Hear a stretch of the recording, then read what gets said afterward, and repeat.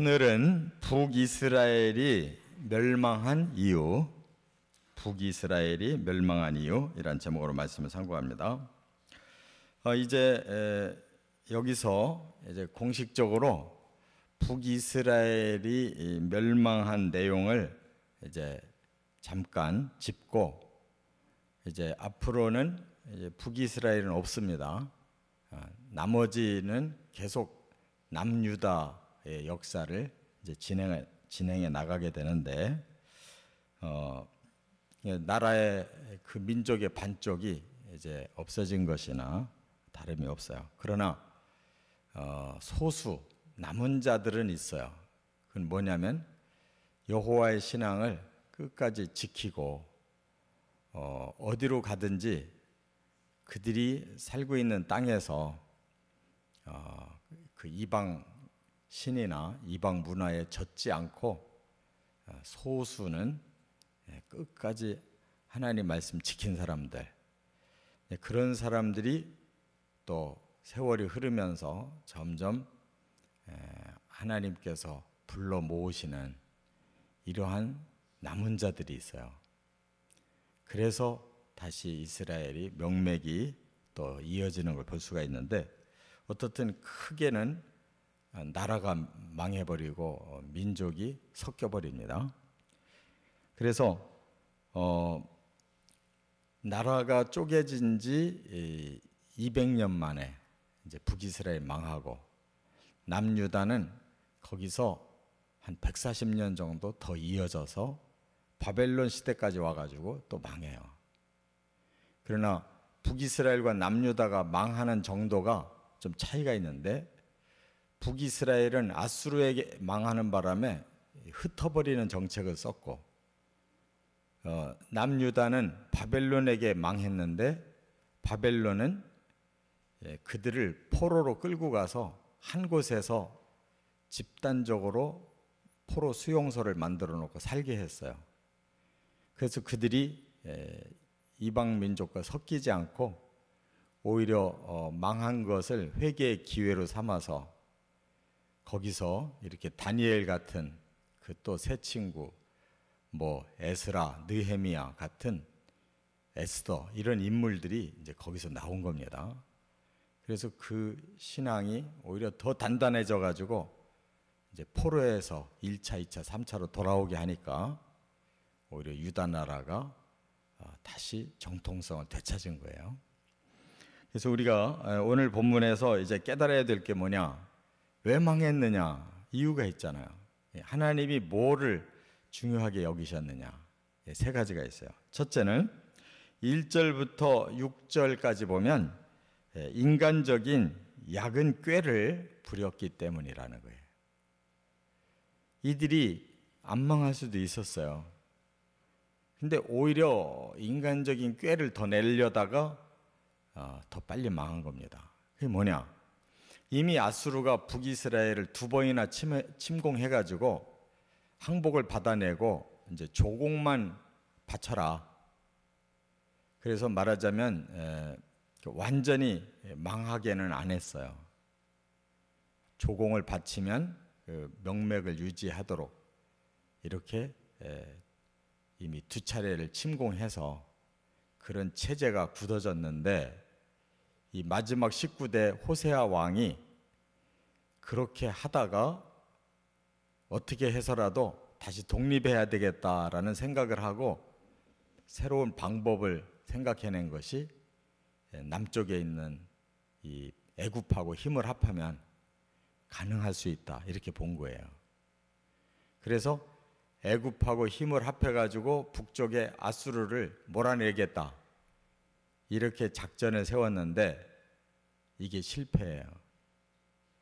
그런 것을 하려고 할 때 바로 선지자들이 계속 막은 거예요. 왜 막았느냐? 너희는 하나님을 의지해라.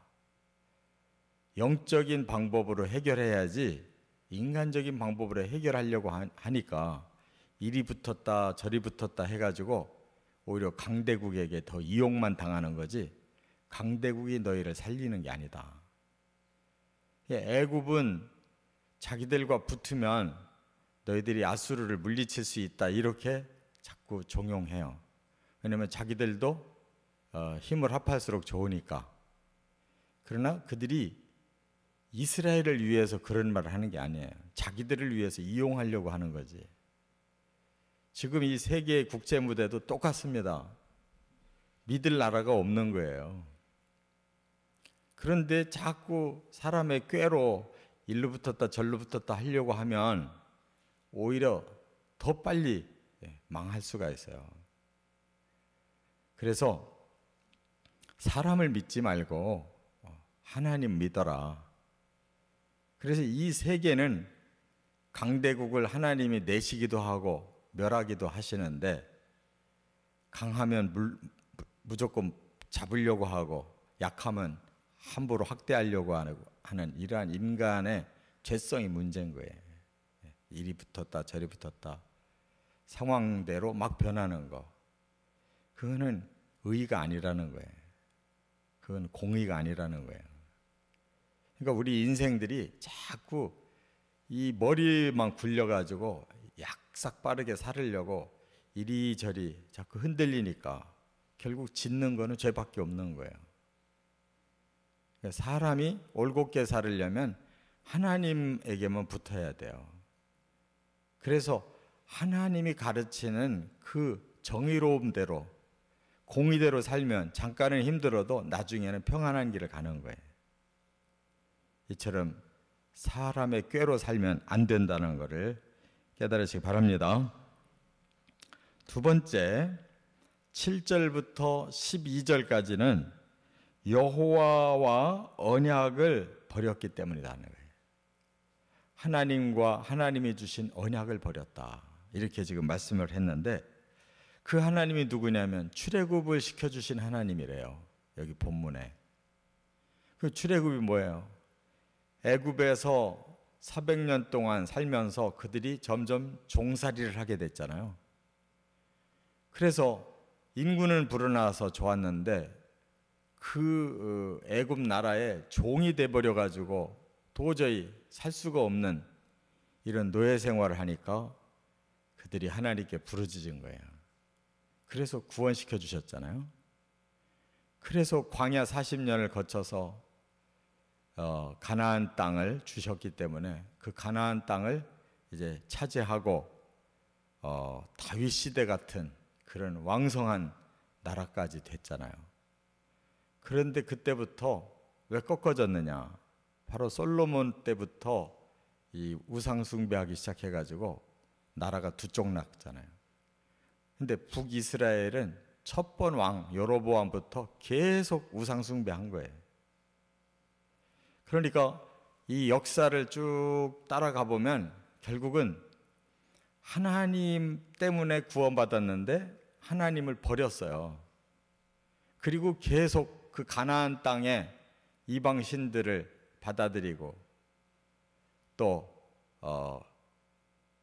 그 북이스라엘은 정통성을 잃어버리니까 금송아지 신, 저 애굽에서 여로보암이 망명생활하면서 배운 그 금송아지 애굽 신을 갖다가 베델과 저 북쪽 단 두 군데에다가 제단 만들어 놓고 여기가 여호와의 신전이다.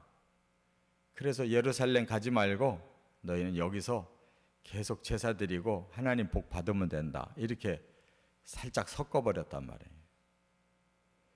그러니까 북이스라엘은 하나님도 잊어버리고 그 언약도 잊어버리고 그때부터 계속 송아지 신 섬기고 그거 하나만 가지고는 부족하니까 사람들 그 심리가 복 준다는 건 다 믿고 싶은 거예요.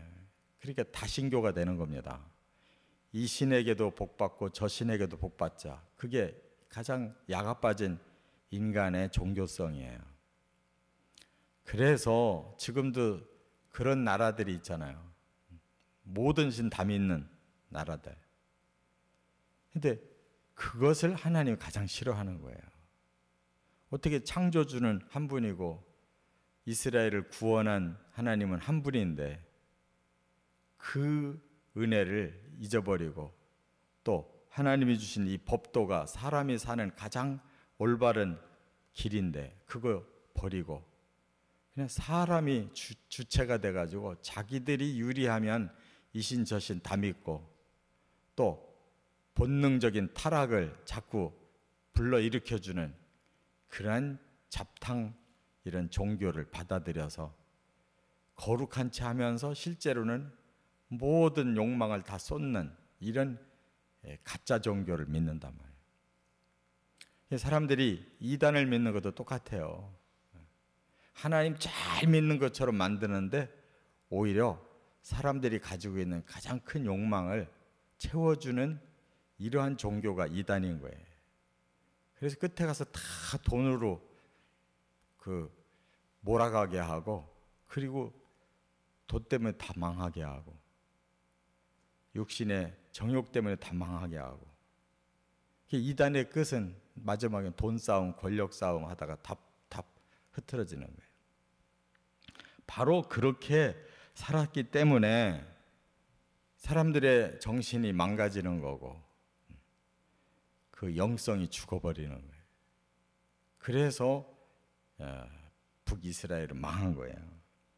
거기 보면 뭘 지적했냐? 저들은 끝까지 산당 제사를 드렸다. 산당 분향을 했다 그랬어요. 산당이라는 게 뭐냐면 오합지졸의 신들을 믿는 거예요. 신령해 보인다 그러면 산속에다가 다 산당 져놓고 우리나라에도 과거에 계룡산이 그랬어요. 계룡산. 거기에 우리나라 3군 부대가 들어가는 바람에 다 해체를 시켰는데 거기 가면 그냥 5만 가지 신을 다 섬기는 거예요. 그런 것이 산당이에요. 그리고 가나안의 원주민들이 믿던 이 아세라상, 이게 다산, 자손이 번성하게 해준다 하면서도 행음을 종교로 공식화시켜가지고 행음을 하게 하는 그런 것이 인간의 욕망과 종교성을 함께 이렇게 붙여놓은 거예요. 그러니까 부끄러움 없이 종교적으로 그렇게 하면서 그게 복이고 사람이 번성한다고 이렇게 둘러붙인 것이에요. 바로 지금도 마찬가지예요. 사람들에게 이러한 욕망은 꺼지지 않아요. 또 신에 대한 그러한 그 본능도 꺼지질 않아요. 이거를 붙여버려요. 신은 믿는데 세상적인 복은 다 받는다. 이게 우상숭배고 이게 미신이에요. 이렇게 하니까 사람들의 정신이 타락하는 거예요. 끝으로 세 번째 13절부터 23절까지는 경고의 말씀을 버렸기 때문이라는 거예요. 이것까지도 하나님이 회개하면 용서하려고 하시는 거예요. 그래서 계속 선지자들, 선견자들을 계속 보냈다는 거예요. 말씀이 끊어지지 않고 오고 있는 동안에는 구원받을 가능성이 있어요. 근데 그 말씀까지도 이제 거부해버리면 더 이상은 깨우칠 기회가 없잖아요. 경고의 말씀을 안 들으려고 그러면 더 이상은 방법이 없어요. 그래서 선지자들이 얼마나 많이 왔습니까? 그동안에. 우리도 지금 성경 읽으면서 여러 선지자들을 많이 여기 지금 겪었잖아요.